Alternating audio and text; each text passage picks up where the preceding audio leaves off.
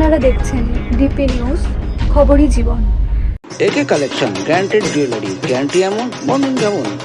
নারীর অহংকার সিটি গোল্ডের অলংকার, গীতা সিটি গোল্ড কলকাতা দ্বারা পাইকারি বিক্রেতা। এখন আমরা চুচড়াতেও, এখন বাজার চুচড়া হুগলি, 54 বিপিতে street, Serampore Hooghly. Phone 9830801702। Temple টাচে প্রার্থনা দিলসে, টেম্পল টাচে online puja service, live darshan from temples of India. জল নয় বিশুদ্ধ জলের অপর নাম Jiban drop. Jiban drop packeting drinking water. ঠিকানা 26 পীর মুখার্জি স্ট্রিট, চাদরা, শ্রীরামপুর। ফোন 8090301070। আর এখন এসছে বড় বড় কথা বলে 2026-এর নির্বাচনের শুভেন্দু অধিকারী কত হাজার ভোটে তোমাকে হারতে হয় তুমি শুধু দেখি। আর আমি মমতা বন্দ্যোপাধ্যায়কে চ্যালেঞ্জ দিচ্ছ, আমি তোমাকে শুভেন্দু অধিকারী চ্যালেঞ্জ দিয়ে এলাম। কত বড় নেতা, কত বড় হয়ে তুমি হিম্মত দাও, শ্রীরামপুর পার্লামেন্টের কোন একটা বিধানসভায় তুমি দাঁড়িয়ে দেখাও।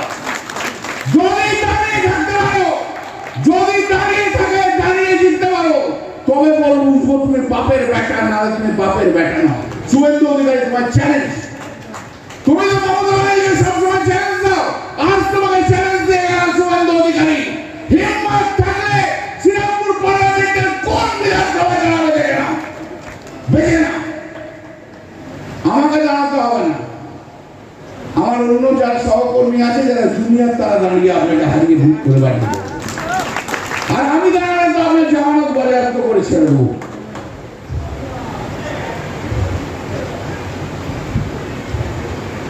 এবারে বিরোধী দলনেতা কখন দেখেছেন কোন মহিলাকে, মহিলা মুখ্যমন্ত্রীর কত বড় অসম্মান করতে পারে? আমি বিলিভ এরা রাজনীতি করে, এরা রাজনীতির প্রোডাক্ট।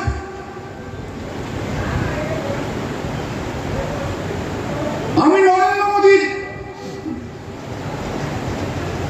পুরো ক্রিটিসাইজ করে রাজনৈতিক ক্রিটিসিজম করব, 100% রাজনৈতিক ভাবে ক্রিটিসিজম করব। আজ পর্যন্ত নরেন্দ্র মোদীকে ব্যক্তিগত কখনো কোনো অ্যাটাক করিনি, করব। আর আপনি মমতা ব্যানার্জি, আমি বিরোধী দলের নেতা, একটা মহিলা মুখ্যমন্ত্রীকে দিনের পর দিন অসম্মান করে যাচ্ছে। আর বাংলার মানুষ আপনাকে ছেড়ে দেবে, আপনি কি ভাবেন? কি আমি নরেন্দ্র মোদী, অমিত শাহ আপনাকে বাঁচতে পারে? আবার চ্যালেঞ্জ দিলাম, আবার চ্যালেঞ্জ দিলাম, পারলে মোদীজিকে সঙ্গে নিয়ে বসতে থাকবেন শ্রীরামপুর পার্লামেন্টের কোথাও, দাঁড়িয়ে দেখিয়ে দিন, দাঁড়িয়ে দেখিয়ে আমি কত বড় আমি নেতা, বিজেপির কত বড় নেতা, কত বড় হিন্দু আমি, তাই আপনাকে আমি দেখতে চাই। কন্যাগরের রাত্রি 10টা, 11টা, 12টা পর্যন্ত মহিলারা চলছে। আপনারা জানেন তো বাম জমানায় এই কন্যাগরের সন্ধ্যে 7:30 8টার পর কোনো মেয়েরা রাস্তায় বেরোতে পারত না। বামেরা বড় বড় কথা বলছে, ওরা সব ধর্ষণের নায়ক। সব নন্দীগ্রামে 12 ঘন্টায় 50 জন মহিলাকে ধর্ষণ করেছিল 2007-এ এই বামফ্রন্টের লোকেরা, বামফ্রন্টের হানমাদ বাহিনী। একটা কদর্য দলের নাম হচ্ছে বামফ্রন্ট। বামফ্রন্ট মানে কি? কোন রাজনীতি আদর্শ?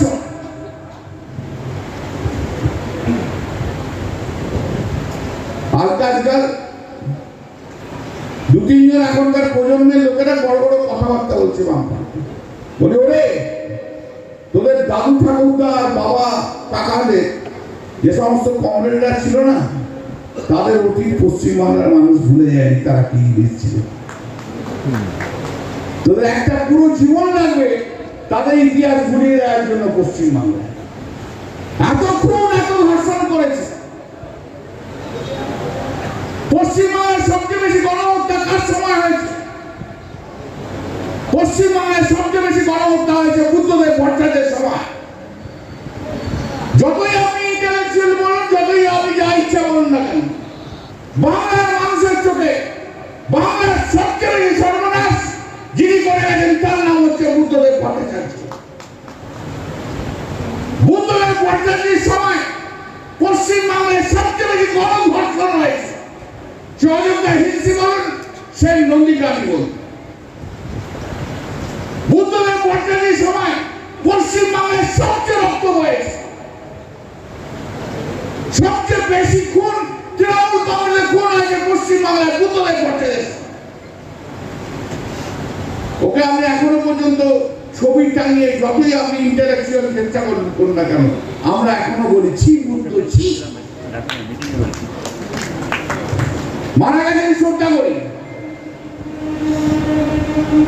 কিন্তু বাংলার মুখ্যমন্ত্রী হিসেবে আপনি সবচেয়ে বড় কদর্য ইতিহাস তৈরি করে গেছেন বুদ্ধদেব ভট্টাচার্য।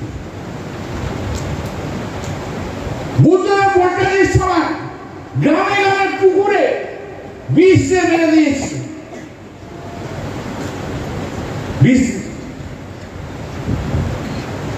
বুদ্ধদেব ভট্টাচার্যের সময় পুলিশ সিপিএমের গোড়া হয়ে থাকত।